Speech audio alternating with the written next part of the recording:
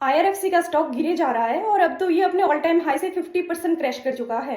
अब इस स्टॉक को बेच दे और शुड यू बाय मोर, चलिए एनालिसिस कर लेते हैं।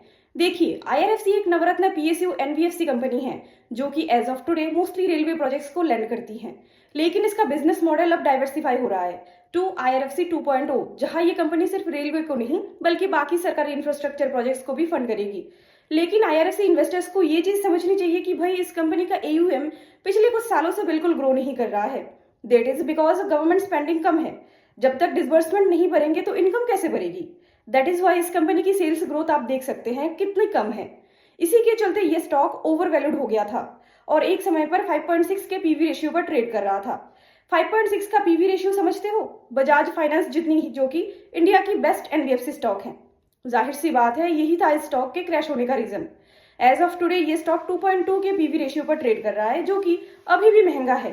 टेक्निकली देखा जाए तो स्टॉक का सपोर्ट लगभग 90s की रेंज में आता है एंड आइडियली स्टॉक में सिर्फ रिवर्सल के बाद ही एंट्री लेनी चाहिए।